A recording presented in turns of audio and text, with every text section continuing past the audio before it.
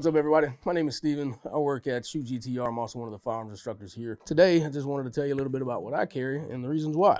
What I have here is the Smith Wesson M&P 2.0 metal. So everybody knows that I am the Smith Wesson M&P guy here at the shop. Anytime there's a Smith Wesson or M&P question, I am the guy that they usually pull over to the side, mainly because I've been running this platform specifically for 7+ years, I believe. As everybody else, I started with other platforms, Glocks, Springfield, Tauruses, you name it, I've probably tried it. At the end of the day, what I realized by the ergonomics of the Smith & Wesson M&P 2.0s, they fit me the best for my hand size and the length of my digits.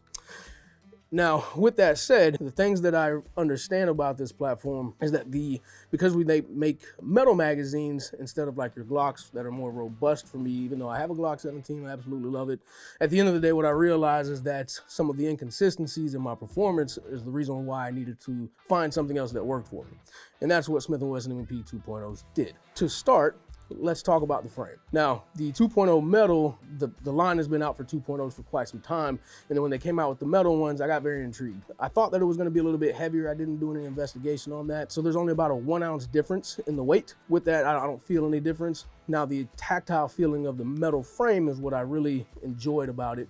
And a lot of things about this frame that some people don't necessarily prefer is the aggressive texture that comes out of the box for the back straps. Now, for what I did, I went ahead and took a little bit of sandpaper, smoothing it out a little bit. It's still very aggressive, very good for my grip. And I haven't found at any point in time that I would lose my grip when I had sanded it off. So no issues there. And if it seems a little too aggressive for you, that's what I would recommend.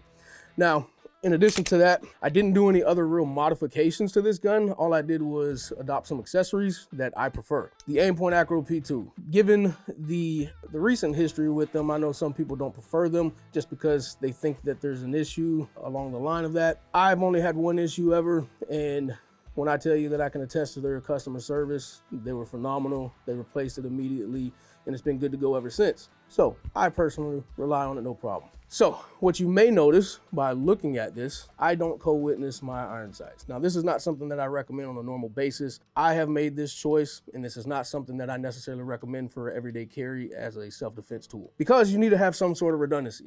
Now, for me personally, I have other things that I can use, like my optic window, for me to be able to get that good sight picture and rely off of what I know how to do with that. With that said, do what you please. I think a lower 1/3 co-witness would probably be optimal for most people. So, but that's just the way that I carry it. With that said, I also have a Surefire X300 light on here. Again, no other real modifications to the gun, just screwing on a nice little light. Surefire, it's good to go. It's been up there for many, many years. Trusted by law enforcement agencies and military branches that have issued these, and even Tier 1 forces love them as well. They are reliable, they do the job. They may not have the same performance as some other lights like the mod lights, very comparable. One of the other features that I love coming out of the box with these M&P 2.0s is that they changed the triggers. So this is not an aftermarket trigger. This came straight factory from Smith & Wesson.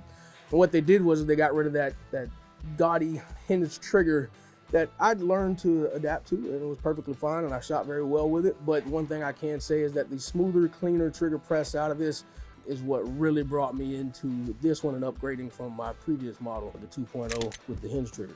So other features that come along onto this that made it very user-friendly is your slide lock lever. It's actually flared out and more robust so that you can get a good purchase underneath that slide lock lever whenever you're doing your manipulations. And I found that being advantageous in most cases. So this is my Smith & Wesson M&P 2.0. These are the reasons why I run them.